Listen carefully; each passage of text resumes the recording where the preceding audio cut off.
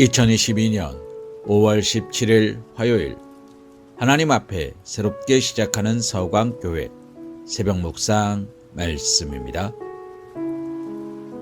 오늘 우리가 함께 묵상할 하나님의 말씀은 호세아 5장 13절 말씀입니다. 에브라임이 자기의 병을 깨달으며 유다가 자기의 상처를 깨달았고 에브라임은 아스루로 가서 야렙 왕에게 사람을 보내었으나 그가 능히 너희를 고치지 못하겠고 너희 상처를 낫게 하지 못하리라. 아멘.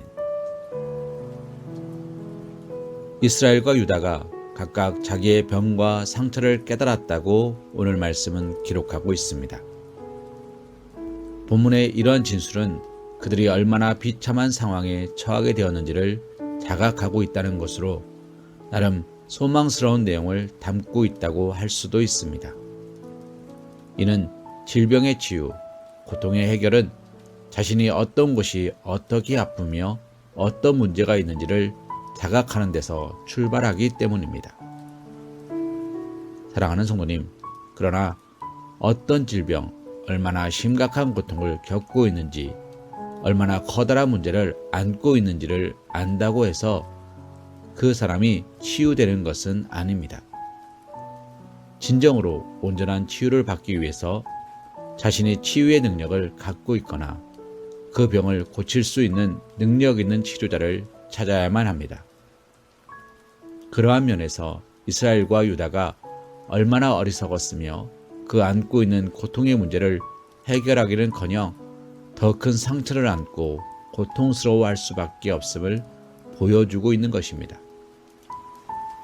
사랑하는 성도님, 이스라엘과 유다가 병에 걸려 고통하며 상처로 인해 신음하는 것은 그들이 하나님을 버리고 사람의 말을 들으며 헛된 우상을 숭배한 결과, 헛된 우상 숭배의 결과로 주어진 심판이었습니다.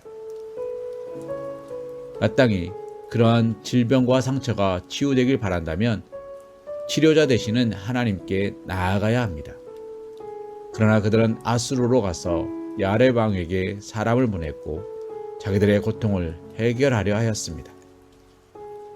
그들은 끝내 하나님을 거부하며 허탄하고 무능하며 도리어 자신들에게 더 큰 해악을 가할 세상을 의지한 것입니다. 그들은 구원의 능력, 완전한 치료의 능력을 지니신 여호와 하나님을 거부하고 그 병을 더하게 하고 고통을 가중시킬 세상을 바라보고 있는 것입니다.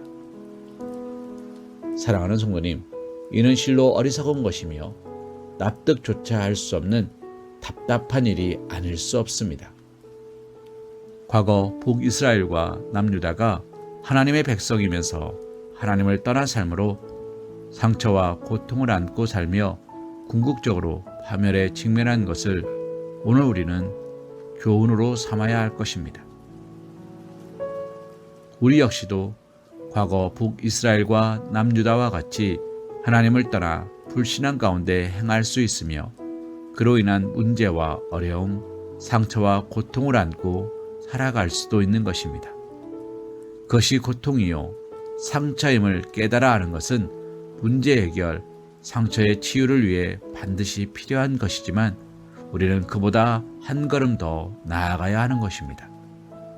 우리가 고통을 알고 상처를 아파하며 그것을 진정 치료받기를 원한다면 가장 먼저 하나님만이 완전한 치료자이심을 고백해야 하며 오직 하나님께로 돌아갈 수 있어야 합니다. 능하시며